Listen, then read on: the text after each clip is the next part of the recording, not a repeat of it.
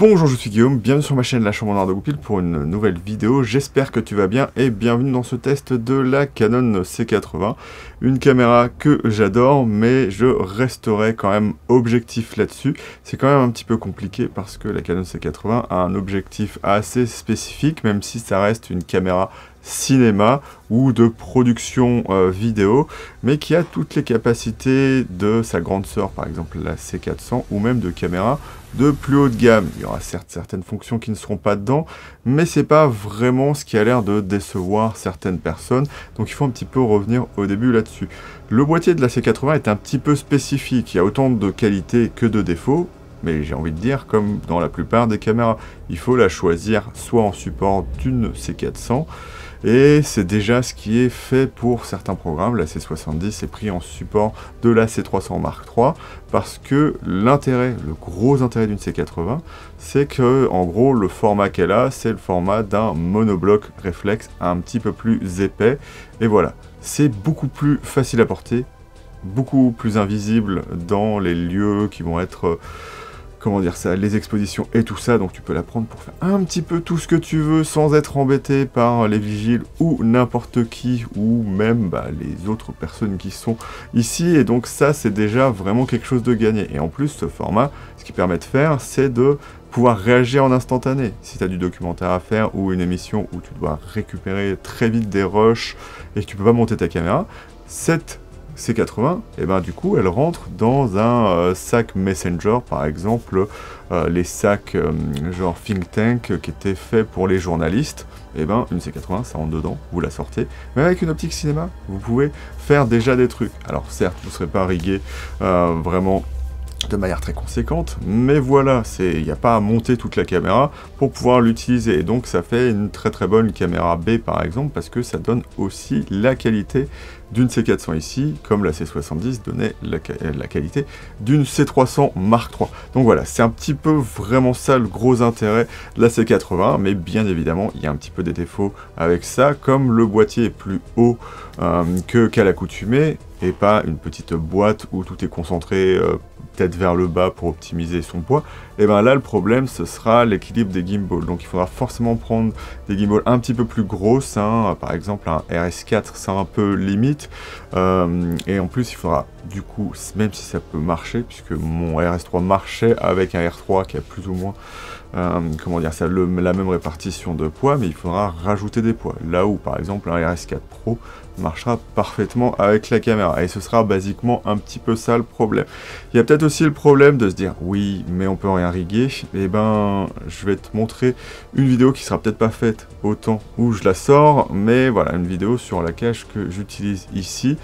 Et voilà, il y a si tu as un petit peu d'ingéniosité, que tu cherches, en fait, c'est aujourd'hui où il y a plein de petits accessoires, des plats, des cheese plates, des choses dans le genre, qui peuvent agrandir la taille de la caméra et faire en sorte d'avoir un rig très très bien. Après, tu peux te dire, mais du coup, ça casse un petit peu la compacité. Et bien ce que ça fait, c'est du coup, dans le cas où tu en as besoin pour faire par exemple quelque chose de plus conséquent, tu peux quand même te servir d'une C80. Par exemple, tu veux avoir des caméras qui sont pas trop chères, je rappelle, la C80 c'est 6 000 €, et ben tu peux en avoir 5 par exemple, et dire voilà, là aujourd'hui j'en veux 3 sur gimbal, et 2 qui seront rigués à l'épaule, ou sur quelque chose d'un petit peu plus conséquent, et ben tu peux le faire. Voilà, c'est la certaine flexibilité que va avoir la C80. Maintenant, passons un petit peu aux parties un petit peu plus spécifiques de la caméra, et donc, à défaut de t'avoir convaincu, j'espère que tu auras un petit peu compris ce que je disais là-dedans. La Canon C80, pour marcher de manière cohérente avec les autres caméras cinéma, marche avec le système de batterie BPA, et ça reste une caméra complète dans le sens où du coup elle utilise un DC 24 volts qui sera différent de la C400, mais ça reste un DC quand même. Donc lorsque tu achètes la caméra, tu auras ton chargeur de batterie et un adaptateur pour mettre sur secteur. Donc ça te permettra à la fois d'utiliser la platine pour charger la batterie et à la fois pour pouvoir mettre la caméra sur secteur si tu as besoin de redondance, par exemple avec ces petits SDI qui en norme 6 et 12G ont quand même un petit peu des problèmes avec leur masse qui peuvent faire en sorte de cramer une partie de la carte mère. Donc c'est bien d'avoir une redondance et toujours avoir ce protocole SDI où ou quand tu branches un SDI, avoir toujours ta caméra et l'accessoire allumé pour pas avoir des retours un petit peu violents d'électricité dans ton câble SDI. Mais du coup voilà, c'est ça qui va être intéressant. On a ce système de batterie BPA en version N qui a un petit peu évolué pour avoir de nouvelles caractéristiques. Alors je ne connais pas exactement ce qu'il y a dans la batterie, mais ce qui sera intéressant sur la C80, c'est que le fait d'utiliser les batteries d'ancienne génération ne fait pas en sorte que la caméra soit beaucoup moins utilisable comme la C400. Ici, le seul problème qu'on aura, c'est qu'on ne peut plus utiliser la griffe multi-accessoires, parce que oui, la C80 a la même griffe multi-accessoires qui a été inaugurée avec le Canon EOS R3, mais ce qui est quand même déjà intéressant, c'est que comme sur la C70, on a 2 mini XLR qui sont présents, et avec un accessoire que je possède et que je te montre avec la cage. Donc si tu veux voir cet accessoire, tu iras voir cette vidéo là, et ben tu peux en faire des XLR pleins et pouvoir le mettre un petit peu où tu veux lorsque tu rigs ta caméra. Donc sur ma cage c'est absolument parfait. D'ailleurs là j'enregistre avec mon MKE 600 et j'ai directement mis un câble XLR au lieu de mettre un mini XLR.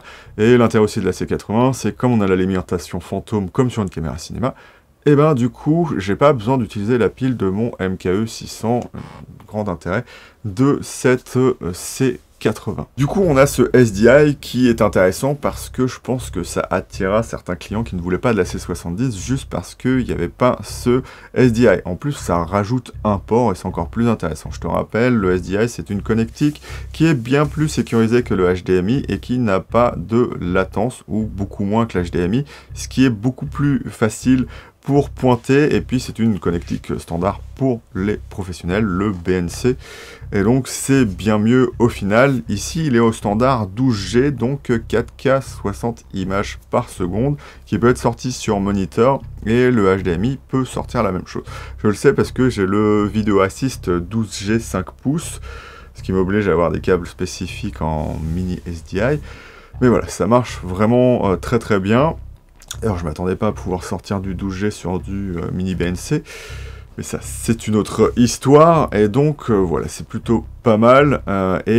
Si tu te demandes si tu peux utiliser des moniteurs qui sont en 1080p, bien évidemment, parce que la C80 a les SMPTE pour utiliser le 3G et le HD SDI.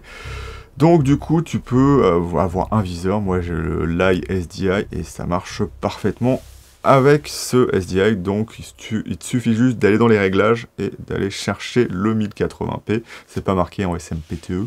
Voilà, c'est plus facile je pense pour certains de comprendre un petit peu comment ça marche comme ça, plutôt que d'aller voir sur Wikipédia toutes les normes vidéo disponibles pour le monitoring. Et puis voilà, ce qui va être aussi intéressant, c'est que du coup, si tu viens d'un hybride et que tu as ce problème de monitoring où tu mets ton écran externe et tu ne vois plus ce qui se passe sur ton LCD, les 3 sorties LCD, SDI et HDMI sont différenciées, et dans les menus, tu peux régler chaque réglage séparément sur chaque port. Donc tu peux avoir tout ce qui est de réglage de monitoring, genre la waveform, les fausses couleurs, le noir et blanc, le peaking, enfin voilà, plein de choses différentes. Tu peux avoir le discrete anamorphique, puisque je filme avec mon Blazar Remus 45 mm, tu peux l'avoir. Bon, malheureusement, sur la C80, on n'a pas le discrete 1.5, mais voilà, tu vois où je veux en venir. Tu peux à la fois envoyer un signal pour un pointeur, tu peux toujours avoir le monitoring sur le LCD, ce qui peut être intéressant si tu aimes les optiques autofocus et que tu veux pouvoir récupérer le point sur l'écran tactile. Tu peux quand même avoir encore accès à ça, tout en ayant une sortie moniteur. Donc c'est vraiment quelque chose qui est cool avec la C80 et qui n'en fait pas juste une wannabe, une caméra cinéma. On a vraiment des choses qui sont sur des trucs de caméra cinéma, donc c'est vraiment quelque chose qui sera très apprécié, je pense. Là où on peut dire que la C80 fait mieux que même la C400, c'est son port timecode, qui étrangement sur la C400 est un port un petit peu compliqué. Ici on est sur du BNC standard, donc c'est quelque chose qui est vraiment très bien au final. Ça vous demandera pas d'avoir des câbles différenciés. Si vous monitorez sur votre C80 et que vous voulez avoir le timecode en même temps, vous pouvez utiliser les mêmes câbles. Après, ça dépendra bien évidemment de ce qui sert à faire le lien timecode ou envoyer le timecode à la C80 ou permettre à la C80 de l'envoyer sur les autres caméras.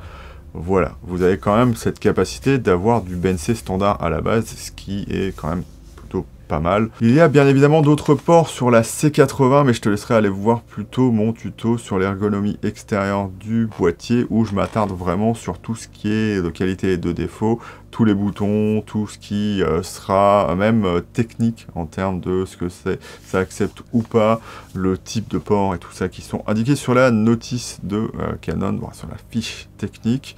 Donc tu pourras lire ou pas ce que tu veux et tu verras certains défauts et qualités des contrôles disponibles sur la C80, bien évidemment en extérieur. Et je t'explique un petit peu ce que tu peux faire avec le tactile de la C80, donc sans rentrer dans les menus, et tu peux déjà pratiquement tout faire. C'est ça qui sera intéressant. Je vais cependant quand même parler des filtres ND qui sont présents ici, et c'est un de mes choix pour la C80 parce que je fais du téléobjectif et il n'y a pas de filtre ND dessus et c'est très compliqué à trouver, hein. Il y a bien les petits verres que tu peux mettre derrière l'objectif au niveau de la monture, sauf que sur des objectifs anciens c'est un petit peu compliqué à trouver et ça reste un petit peu compliqué en général. Avoir 10 stops de ND maximum, alors c'est 6 en plage normale et 10 en plage étendue, c'est quand même intéressant. Donc de base tu as 3 filtres ND qui se mettent les uns après les autres. Donc tu mets un ND2, tu passes au 4 et tu passes au 6 derrière. En plage étendue, tu peux avoir le 8, donc qui est le 6 et le 2 mis l'un derrière l'autre, et en 10, le 6 et le 4 mis l'un derrière l'autre, ce qui semble assez logique.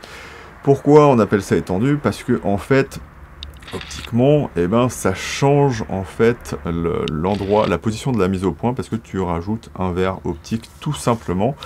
Et ce que ça fait, c'est que ça éloigne plus l'infini au final. C'est tout. Voilà, donc le seul problème, c'est que si tu as calé une optique parfaitement, lorsqu'elle est à plus l'infini, elle sera à plus l'infini. Donc en fait, tout sera un petit peu plus flou, donc c'est un petit peu le désavantage. Si tu veux pointer de manière très précise et que tu as des marquages, il ne faudra pas utiliser la plage étendue. Par contre, si tu utilises des optiques autofocus et qu'elles supportent le ND10, ça reste quand même une option qui peut t'aider des fois. Donc c'est pour ça qu'il y a une plage étendue. C'est que Canon ne peut pas se permettre de dire, voilà, on s'en fiche.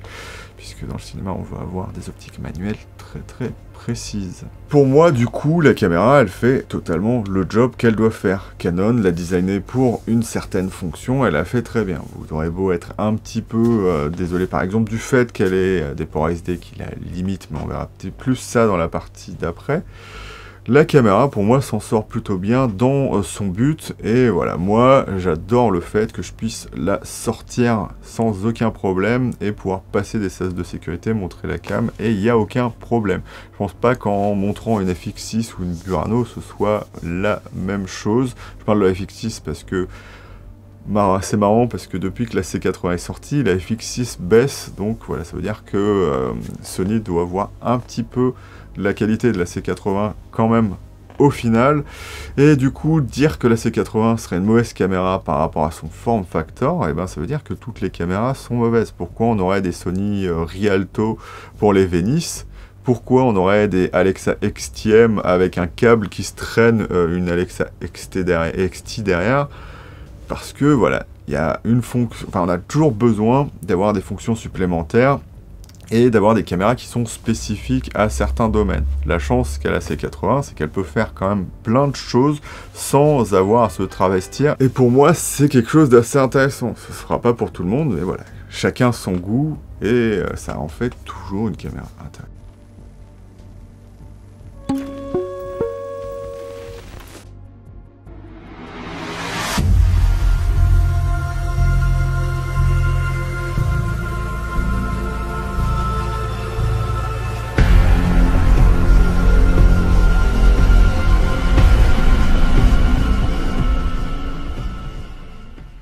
Maintenant, du coup, passons à la partie vidéo. Il y a encore plein de choses à dire sur la C80. Je ne sais pas si je les dirai toutes, mais voilà. Déjà, pour partir sur les choses qui vont y avoir de un petit peu mieux que sur la gamme hybride, même si les hybrides ont des choses un petit peu mieux que sur la C80, mais il faudra peut-être que je fasse une vidéo de comparaison avec le R5 Mark II pour ça.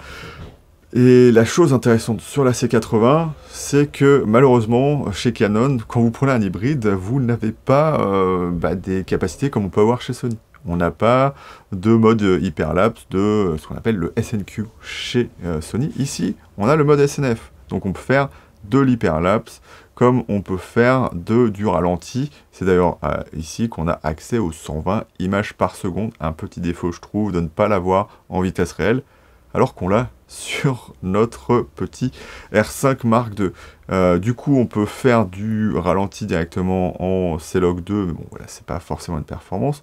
Là où, par contre, je trouve qu'il y a une grosse performance sur la C80, c'est que son timelapse, eh ben, il est aussi en C-Log 2. Il n'y a aucun fabricant qui ne fait aujourd'hui un timelapse avec le log de la caméra. C'est toujours des photos qui sont prises en 8 bits, et qu'après, vous pouvez pas faire de continuité avec n'importe quoi d'autre, parce que, eh ben, c'est pas beau. Vous pouvez pas avoir la même colorimétrie et la même façon de gérer votre roll-off et vos basses lumières que si vous étiez en log, ou que si vous étiez dans le profil que vous voulez. Là, c'est vraiment, vous choisissez C-Log 2, C-Log 3 et tous les profils disponibles dans la C80. Et c'est fini. Donc c'est vraiment ça qui est assez cool avec la Canon C80, c'est qu'on a vraiment un timelapse en log, et moi je trouve ça génial. Si la C80 ne fait pas de 120 images par seconde en vitesse réelle, qu'est-ce qu'elle fait? Eh ben, elle fait jusqu'à du 60 images par seconde en 4K oversamplé de la 6K. Vous avez accès au RAW, mais ce sera en 24 et 30 images par seconde, donc 25 images compris, bien évidemment, en PAL. Et si vous passez en Super 35, donc Super 35 1.46, pourquoi je le précise? Parce que les Canon côté hybride APS-C font du 1.6, là on a vraiment du 1.47. Alors si vous vous inquiétez pour vos optiques APS-C, vous pouvez faire un crop spécifique dans la caméra qui se ramènera au cadrage Canon, donc si vous avez un petit peu de vignettage, mais voilà, là ça pourra prendre du Super 35 1.46, donc c'est plus large que de la PSC, même DX de chez Sony Nikon. Et du coup, là, vous avez accès à deux types de RAW, donc le RAW LT et le RAW ST. Le RAW ST reste, encore une fois, en 24 et 30 images par seconde, 25 compris, bien évidemment. Et sinon, vous prenez en LT, vous avez 24, 25, 30, 50 et 60 images par seconde, avec bien évidemment une dégradation de l'image puisqu'on recrope dans le capteur avec bruit plus élevé, donc SNR qui sera, avec une dynamique plus faible forcément, mais si vous prenez bien évidemment la dynamique brute, elle sera exactement pareille. L'image sera juste un petit peu plus sale. En parlant du coup de cette dynamique, je vais te montrer un petit peu des captures d'écran pris de chez CineD, donc je te conseille quand même d'aller voir, regarder les comparaisons et tout ça. Je t'ai pas mis vraiment le lab, en fait tout ce qu'ils ont vraiment testé pour que tu puisses aller voir toi-même sur leur site, ça leur fera du trafic comme ça. Mais elle s'en sort vraiment très très bien, la C80 de ce côté-là, on peut pas dire que c'est de mauvaise caméra. Certes, il y aura toujours des gens pour dire oui, la C70 a une meilleure dynamique. Oui, mais elle a un moins bon rolling shutter. C'est une caméra Super 35.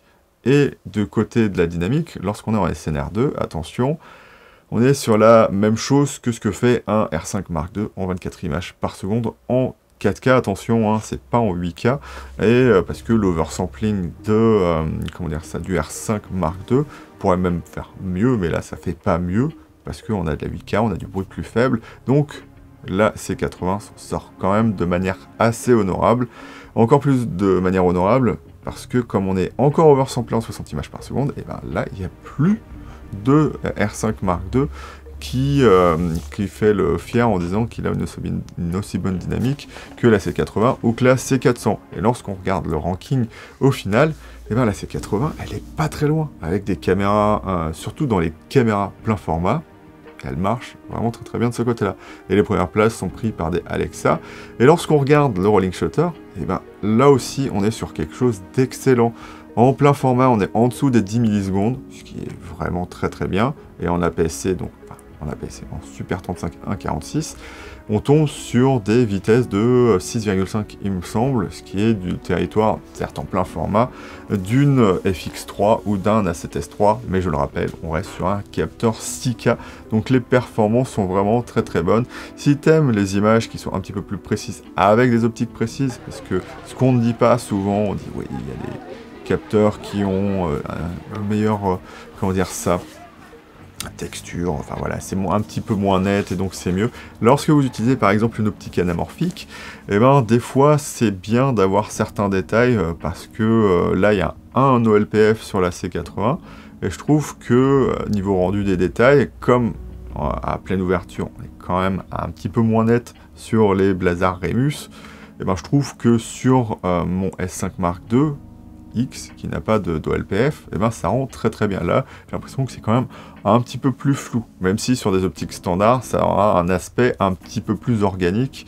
Voilà, moi la C80, je la trouve quand même très bonne, puisqu'elle reste quand même avec un OLPF, elle n'est pas non plus avec un piqué démentiel, et c'est quand même vraiment très bien, parce que l'oversampling et à la fois la vitesse de lecture du capteur fait que c'est la caméra avec la meilleure dynamique pour le meilleur rolling shutter. C'est le meilleur complément. En fait, elle est très polyvalente, cette caméra, et donc du coup la C400 aussi, pour à la fois avoir une bonne dynamique et à la fois avoir un bon rolling shutter. Parce que si vous ne le savez pas, sur les profils à haute dynamique, comme le C-Log 2, même si ça profiterait mieux à une C70 dû au DGO, donc je ne vais pas rentrer dans le détail, mais il y a en gros une lecture qui est faite un petit peu deux fois, c'est un petit peu plus compliqué parce que le DGO lit vraiment deux fois, mais un log, s'il commence à 800, c'est que les hautes lumières sont lues à 800, mais les basses lumières sont lues beaucoup plus à bas ISO pour avoir justement une meilleure gestion de la dynamique dans un profil compressé.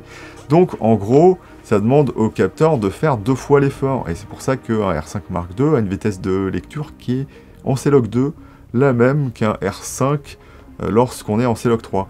Ici, tout le monde dit le capteur c'est le même que le R3, mais ce qui est un petit peu étrange, c'est que on n'a pas de perte de vitesse lorsqu'on est en C-Log 2. Alors, est-ce que c'est l'UI Cinema qui ont vraiment travaillé? Pour moi, il y a quand même soit un petit loup, soit c'est un petit peu le capteur du R1, voilà, soit c'est entre les deux, soit il y a, il a été vraiment retravaillé si c'est le capteur du R3. Mais voilà, tout ça pour dire que ce capteur est vraiment très bon. On peut juste regretter, bien évidemment, le fait qu'avec ces cartes SD, on est, comment dire ça, pas les 60 images par seconde de la C400, mais bon, voilà. Canon n'a pas voulu cannibaliser aussi les ventes de la C400, qui elle-même a l'air d'être une caméra moyenne gamme, parce qu'elle n'a pas de CF Express de type B, ce qui est un petit peu étrange au final. Puis voilà, ça reste quand même quelque chose d'assez intéressant, même si moi je ne suis personnellement pas fan des cartes SD, pour une raison particulière, c'est que par exemple pour faire du RAW là-dessus, il faut acheter les cartes les plus chères, et les SD les plus chères, c'est bien plus cher que de la CF Express de type B, donc c'est plutôt de ce côté-là que moi personnellement je râlerais, c'est que ça coûtera beaucoup plus cher si tu enregistres en RAW. Et choisis de préférence les cartes V90 128, parce que, bon allez, même s'il faut pas trop faire de pub pour Amazon en ce moment, c'est celle où il y a le plus de promos. Voilà. Pour parler de qualité d'image, il va falloir un petit peu parler d'ISO natif. Alors, je vais faire une vidéo spécifique là-dessus, parce que sinon je vais passer des heures dessus. On dit base ISO chez Canon, ça marche, c'est exactement la même chose qu'ISO natif. C'est juste que, suivant le vocabulaire que tu utilises, tu auras peut-être appris que la base ISO, c'est l'ISO le plus bas de la gamme ISO comprenant ton ISO natif. Donc c'est pour ça qu'on utilise souvent ISO natif. Le truc qu'il faut savoir avec un ISO natif, c'est que c'est totalement une construction du fabricant. Alors je dis pas qu'il sort ça de nulle part. Genre une caméra, ce que ça utilise, c'est différents types de moyens d'amplifier le signal pour arriver à un signal décent.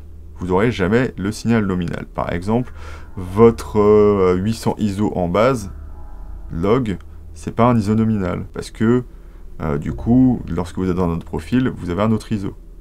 Et d'ailleurs, l'ISO nominal de votre caméra, vous le connaîtrez jamais, parce que le signal électrique est amplifié en amont pour pouvoir avoir quelque chose de cohérent. La seule chose que tu dois savoir, c'est que le fabricant décide de son ISO natif en fonction d'une relative parité entre la dynamique dans les hautes lumières et les basses lumières. Et c'est pas l'endroit où il y a la plus haute dynamique. L'endroit où il y a la plus haute dynamique, eh ben, c'est l'ISO le plus bas de la base. Elle est juste très mal répartie en général, ou moins bien répartie. On essaye de faire en sorte qu'il y ait, comment dire ça, un jeu égal entre les ISO au-dessus et en dessous de l'ISO natif. Donc en fait, l'ISO natif, c'est juste un centre où on pourra avoir, par exemple, si tu as une dynamique de 15, on peut dire peut-être que la dynamique dans les hautes lumières sera de 7,3, la dynamique dans les basses lumières sera de 7,7, et du coup ça te fait 15, et c'est l'endroit où la différence entre les deux est le plus faible. Et donc le fabricant décidera, c'est l'ISO natif. Mais il n'y a aucun aspect nominal, il n'y a aucun aspect tout en découle. Les ISO en dessous ne sont pas des ISO étendus. D'ailleurs, sur la Canon C80, les ISO étendus, si tu les actives, c'est un tiers d'ISO sur, en dessous de l'ISO le plus bas et un tiers au-dessus. Ce qui découle des petits problèmes de colorimétrie que j'ai décelés en testant la colorimétrie de la C80, parce que certaines personnes disaient qu'elle n'était pas cohérente en fonction des ISO, et elle l'est totalement. Voilà. Donc, du coup, ce que je veux dire avec ça, c'est que tu peux peut-être être sceptique, mais il y a vraiment un exemple flagrant de cette façon de gérer les ISO natifs, c'est Alexa. Lorsqu'ils ont fait l'Alexa 35, toutes les Alexa avant ont 800 ISO d'ISO natif, et ils ont décidé de garder 800 ISO, parce qu'ils ont dit l'Alexa 35 a assez de dynamique, donc c'est bon, au final. Sauf que l'ISO où il y a à la fois la meilleure parité et la dynamique qui est à peu près la mieux avec la parité, c'est 400 ISO, puisque déjà ça se rapproche de l'ISO le plus bas, et la dynamique est atteinte tellement vite que il y a peu de bruit, il y a de meilleure dynamique en SNR2, et donc c'est vraiment très très bien de ce côté-là. Donc du coup, lorsqu'on utilise une C80 ou n'importe quelle autre caméra, moi je te conseille de considérer l'ISO natif comme bien évidemment ton point de départ, puisque c'est là où normalement tu es censé arriver, même si la caméra garde tout systématiquement ce que tu as gardé comme ISO. Là par exemple, je suis sur la base 800 à ISO 500, j'ai aucun problème avec ma waveform, voilà, je suis certes un petit peu éclairé parce que la lumière est plutôt proche de moi, mais le signal est complet. Il n'y a pas de blanc cramé ou quoi que ce soit. Ça marche vraiment très très bien. Et j'aurai un avantage de, un petit peu une meilleure dynamique dans les basses lumières. Donc un petit peu moins de bruit. Parce que c'est ce que fait en fait l'ISO natif. Du coup, au final, l'ISO natif, ça marque le point de transfert entre plus de dynamique dans les basses lumières et après plus de dynamique dans les hautes lumières. Donc ça va varier comme ça. Donc voilà, c'est ascendant, et la dynamique dans les basses lumières est à son paroxysme au début de la plage, et est le plus faible à la fin de la plage au final, et donc on a quand même toujours plus de dynamique lorsque le signal est le moins amplifié, et on a le moins de dynamique lorsque le signal est le plus amplifié, comme ce qu'on verrait lorsqu'on est en photo. Et c'est de là, pour moi, que vient un petit peu la dissension, c'est qu'il y a beaucoup de gens en photo qui sont estimés, qui comprenaient comment ça marche, et qu'en fait, absolument pas. Donc, du coup, pour la cohérence de ces bases, c'est toujours un petit peu compliqué. Il y a plein de gens qui vont dire c'est pas de vraies bases ISO, parce que, du coup, on n'a pas la même dynamique en SNR2. En fait, souvent, ce que fait juste un reset qui est une autre amplification au final de signal, c'est de reset la parité de dynamique, donc à un niveau plus élevé, donc à 3200 et 12800, et donc ça permet plus de flexibilité lorsqu'on est à haut ISO dans la façon de gérer cette même dynamique dans les hautes et les basses lumières, et c'est là où ce sera intéressant, parce que une gamme ISO, elle a cet aspect de, d'avoir cette invariance des ISO, comme on appelle ça, donc du bruit qui ne changera pas. Si par exemple vous vous mettez à 2000 ISO sur la base 12800 qui est l'ISO le plus bas, vous vous mettez à 12800, si vous repassez à 2000, eh ben, vous allez avoir exactement le même bruit. Donc ce qui décrit, comment dire ça, l'unicité de chaque base, de chaque gamme ISO, pardon, c'est un petit peu compliqué à expliquer, et c'est ça qui va être intéressant au final. Vous allez peut-être vous dire, ouais, mais il y a un petit peu moins de dynamique. Alors ça, il faut prendre ça avec des pincettes, parce que le contexte d'utilisation de chaque, comment dire ça, gamme ISO sera différent. Si vous avez un ISO natif à 800, un ISO natif à 3200, un ISO natif à 12800, et ben, dans leurs conditions où vous utilisez juste l'ISO natif, eh ben, vous n'allez jamais le faire dans les mêmes conditions. 800, vous allez vous dire, je peux sortir à l'extérieur. Alors qu'on l'a vu, c'est pas forcément le plus indiqué, même si ça marche tout simplement et très très bien déjà comme ça. Mais vous n'allez pas vous dire, je vais utiliser 12800 ISO lorsque je suis en extérieur. Ce qui reste quand même assez absurde, à part si vous avez beaucoup de ND. Mais comme on a un reset de la parité d'ISO, ça reste quand même extravagant de faire ça. Ce sera mieux d'aller dans les hauts ISO de notre base 800. Mais l'intérêt que ça a, c'est par exemple, moi je suis à 500 ISO ici, je peux me dire, mais attends, mais qu'est-ce que fait 500 ISO lorsque je suis sur la base 3200? Est-ce que je veux pas plutôt récupérer de la dynamique dans les basses lumières et donc passer sur la base 3200 pour encore plus récupérer de dynamique dans les basses lumières? Voilà, c'est ça c'est à ça que va servir au final ces 3 ISO natifs, c'est pouvoir avoir, quand vous voulez, une répartition de dynamique qui n'aurait pas lieu sur un capteur ayant un seul ISO natif. Vous auriez toujours cette évolution vers les hautes lumières qui serait toujours problématique à un moment donné et qui vous obligerait à avoir tout le temps exactement les mêmes éclairages et de ne pas pouvoir un petit peu moduler un petit peu ce que vous voulez, ce qui n'est pas forcément mieux sur ce triple ISO natif. Ce que je veux dire, c'est que ça donne des options qui vont être différentes et, comment dire ça, ouvrir des perspectives qui n'étaient pas le cas avant. C'est plutôt ça l'intérêt d'un triple ISO natif, plus avant de dire, mais non, mais c'est pas des vraies bases ISO et machin. Voyez à quoi ça sert, voyez comment ça peut être utilisé, voyez la cohérence de ces ISO avant de dire, mais non, mais on peut pas faire... Si, on peut. Voilà, donc, pour moi, cette caméra, elle fait tout vraiment plutôt bien et c'est assez cool. Je viens de m'apercevoir que je suis en 24 Hz, ce qui est assez bizarre, mais voilà. Niveau qualité d'image, j'ai vraiment rien à redire, hein. Pour moi, le capteur marche vraiment très très bien. J'ai jamais eu vraiment de problème avec la caméra, surtout qu'en plus, comme c'est une caméra typée ciné, on a la possibilité de se faire sa balance des noirs. Donc vous avez juste à enlever votre objectif, mettre votre bouchon. De préférence, vous pouvez le mettre dans un endroit qui est vraiment sans lumière. Et vous activez ça, et en gros, il va cycler tous ces ISO pour voir les problèmes qu'il peut y avoir de cohérence entre tout.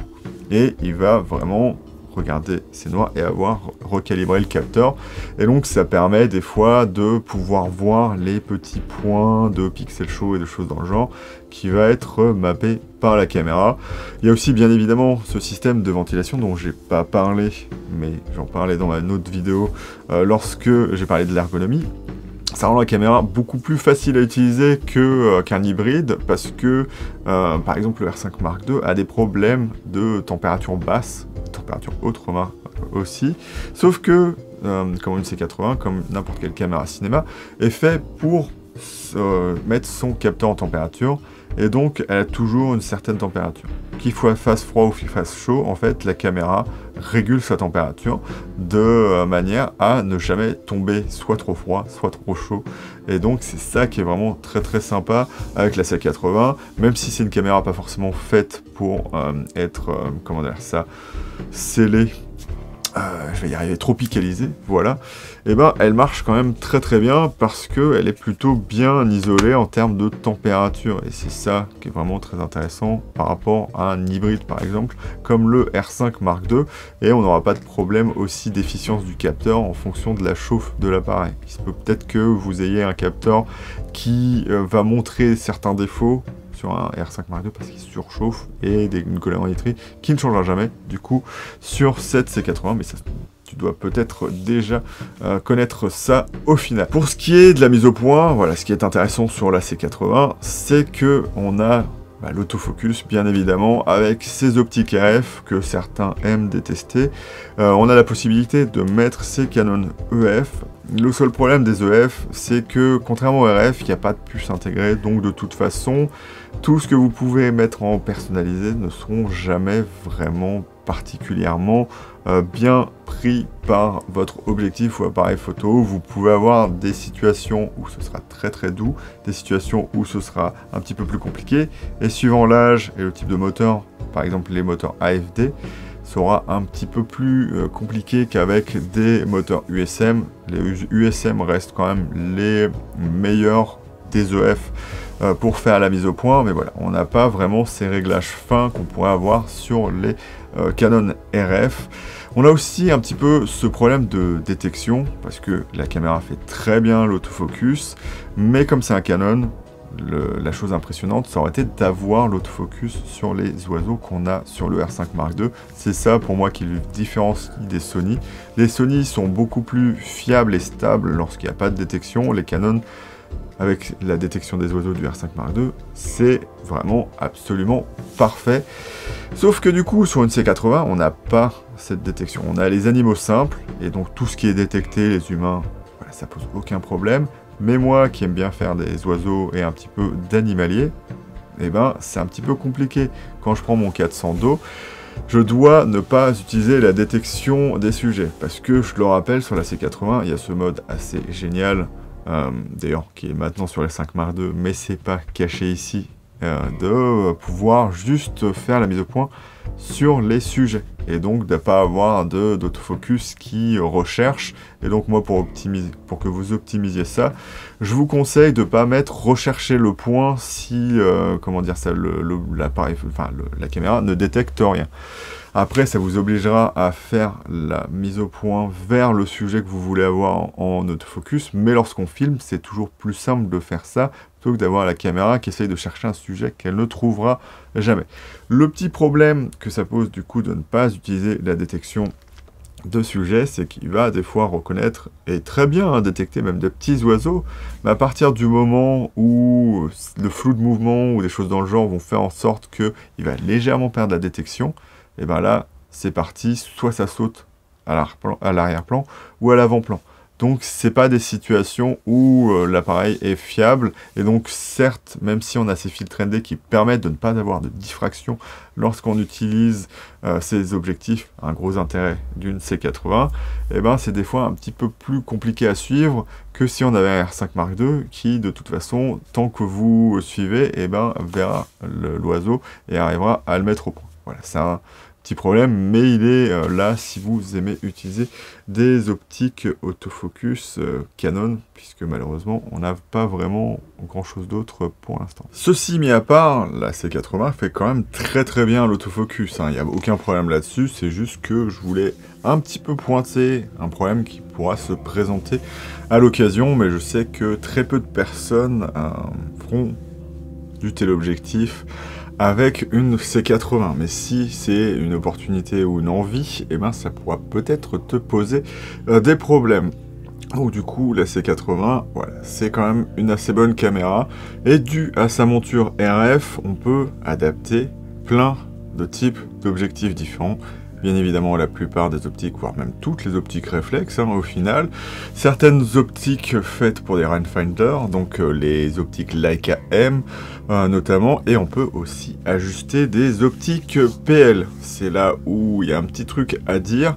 Dû à l'amélioration de la C80, d'avoir un nouveau pad de vis en horizontal, hein, pour pouvoir mettre des platines de manière beaucoup plus sécurisée, et ben l'avant de la caméra est un petit peu plus loin. Et du coup, ça pose un petit peu des problèmes pour certains adaptateurs. Moi, je l'ai pris le Sneepies de chez Viltrox, voilà, je m'en souviens. Sauf que le problème que ça pose, c'est que le pied qui permet de bloquer la monture sur certaines cages, notamment la mienne, et ben, fait que ça peut pas être mis directement sur la C80.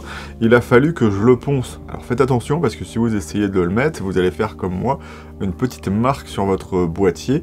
Donc ça demande quand même une adaptation, et je ne sais pas quel adaptateur marcheront. Bien évidemment, l'adaptateur Canon marchera. Mais il coûte un petit peu cher, hein. Il coûte 1700 € contre 200 €. Voilà. Il y a quand même un petit delta en termes de prix. L'intérêt d'ailleurs, par contre, de l'adaptateur Canon, c'est que je ne sais pas sur la C80, donc il faudrait que je vous en dise ça, mais sur la C400, il peut aller chercher les données AI des objectifs, donc pour pouvoir faire notamment des retouches, donc avoir dans les métadonnées certaines données comme la profondeur de champ et tout ça, pour pouvoir faire derrière du compositing ou des effets spéciaux qui seront beaucoup plus efficaces. Donc voilà, avoir toutes les données de l'optique, donc c'est un petit peu cher à mon avis pour faire ça, mais voilà, donc faites un petit peu attention, mais du coup vous pouvez adapter toutes les optiques PL bien évidemment sur cette Canon C80. C'est plutôt intéressant, et donc vraiment cet adaptateur, malgré ce que certains disent, il va sur, enfin je parle du Canon, sur la C80, de toute façon c'est un adaptateur pour RF. Et puis voilà. Là on pourra peut-être par contre un petit peu regretter par exemple le R5 Mark II, c'est que le nombre d'images par seconde le plus élevé disponible en ralenti, c'est 180 images par seconde, alors que le R5 Mark II arrive lui à faire 240 images par seconde lorsqu'il est en HD, aussi bien 17/9 que 16/9. Donc je trouve que c'est un petit peu dommage de ce côté-là. Je ne sais pas d'où ça vient, mais bon, ça semble sortir un petit peu de nulle part, puisque même au final les SD peuvent faire ça sans aucun problème. Donc c'est un petit défaut, je pense que Canon préfère mettre l'avantage sur le 120 images par seconde, même si, comme je vous l'ai déjà dit, on est obligé de le faire en SNF. Et ce que ça pose comme problème, c'est que du coup, bien évidemment, on ne peut pas faire de speed ramping avec cette C80, où il faut un petit peu tricher, il faut trouver un nombre d'images par seconde intermédiaire. Par exemple, il faut faire du 120 mais le remettre en 60 images par seconde pour pouvoir faire du speed ramping au moins de 40% sur la C80, ce qui ne serait pas possible directement en 120 images par seconde. Ou après, il faut faire des conversions d'images par seconde un petit peu plus particulières. C'est possible, mais nativement, ça donne pas une qualité d'image aussi bonne que si on l'avait enregistré directement avec toutes les images disponibles. Voilà, c'est un petit peu dommage. Bon, après, je fais du chichi, mais voilà, la C80, je la trouve quand même vraiment très utilisable, très cool, très intéressante. Un autre facteur qui est vraiment plutôt pas mal, on n'a pas la stabilisation là-dessus pour des raisons évidentes, hein. Sur la plupart des caméras ciné, on ne veut pas mettre de stabilisation pour des usages, par exemple sur gimbal ou sur voiture, où certaines stabilisations ne peuvent pas tenir. Si une stabilisation elle ne permet pas de bloquer le capteur, à ma connaissance, il y a juste Nikon qui fait ça sur ses boîtiers Z, où leur stabilisation est bloquée lorsque vous fixez celle-ci, vous décidez qu'elle n'existe pas. C'est ce qui fait le clic lorsque vous allez dans les menus. Et bien ici, on n'a pas de stab, ce qui peut poser problème, mais du coup, on n'a pas le problème de wobbling des vieilles optiques, et même vieilles optiques RF, parce que tout ce qui sort maintenant a plus trop de problèmes de wobbling, mais par exemple, mon 1435 en avait avec le R5 Mark II. Du coup, ce n'est plus le cas ici. On peut avoir la stabilisation juste de l'objectif, mais quand on n'a pas de stabilisation sur l'objectif, ça peut poser des problèmes. Et la stabilisation électronique est vraiment exceptionnelle sur ce boîtier, ça ne se voit pas du tout. Bien évidemment, ça va cropper dans l'image, mais voilà, elle est vraiment très bonne, il n'y a aucun souci à se faire là-dessus. Par contre, le truc dommage, c'est comme le RAW prend toute l'image, tout le 6K du capteur, et bien on ne l'aura pas dans ce type d'enregistrement, donc il faudra forcément être en 4K, en XAVC ou en XAVC-S, XAVC SH, enfin voilà, tous les formats que fait cette C80, et donc elle fait bien le point MXF en plus d'avoir le point MP4, et donc c'est assez cool. On l'aura juste pas en H.265 par contre, puisque ça n'a jamais été fait à ma connaissance, donc il n'y a pas de comment dire ça, de format généré directement pour faire cette H.265 en MXF pour l'instant. Après je peux me tromper, mais c'est pas dans la C80 en tout cas. Donc il en reste que la caméra reste quand même vraiment très bien de ce côté là, et on n'a aucun petit problème. On aura bien évidemment une image un petit peu recroppée et du coup peut-être un petit peu plus de retouches de bruit à faire dessus, mais c'est pas non plus horrible au final. L'euro sur carte SD, ça semble être une mauvaise idée dans le sens où le data rate sera beaucoup plus faible que ce qu'on pourrait avoir ailleurs. Mais c'est aussi un avantage parce qu'on peut avoir un RAW très rapide à utiliser sur des cartes SD. Donc voilà, c'est en fait pour faire un rapport, ça demande pas beaucoup plus de, comment dire ça n'a pas de plus de poids que le XF AVC au final lorsque vous êtes en 480 mégabits par seconde, puisqu'on est en 558 ici me semble-t-il, et donc voilà, il y aurait cette capacité un petit peu d'avoir du RAW très facile à utiliser sur un ordi au final.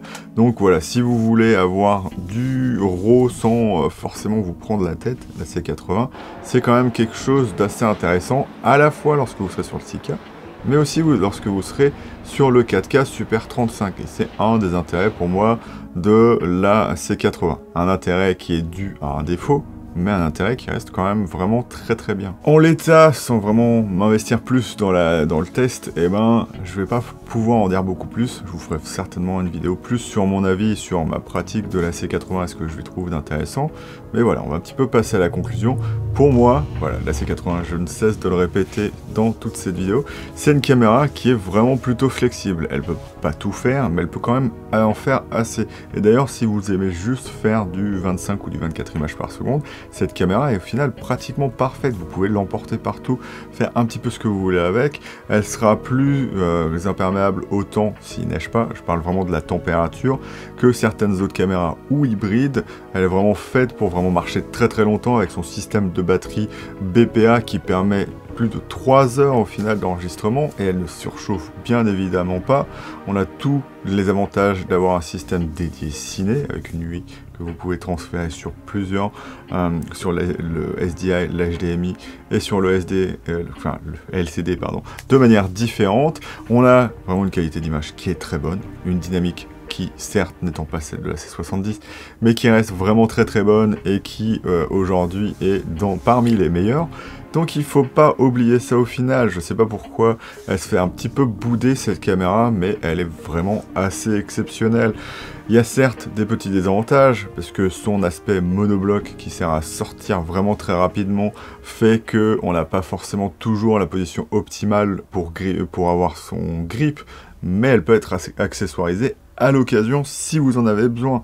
Donc elle peut être plus facile à sortir et comment dire ça, même s'il y a quelques compromis.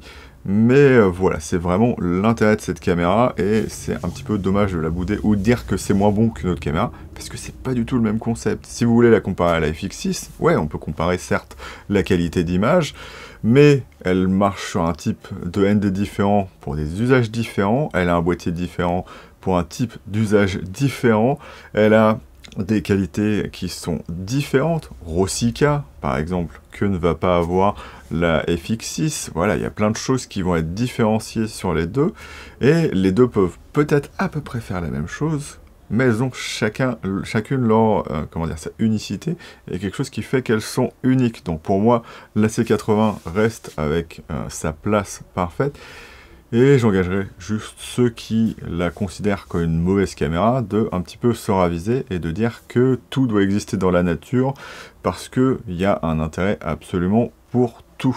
Voilà. Donc je vais te dire salut et à bientôt dans la chambre noire de Goupil pour une nouvelle vidéo, peut-être sur la C80 ou peut-être sur un autre objectif PL ou je ne sais pas quoi. Salut!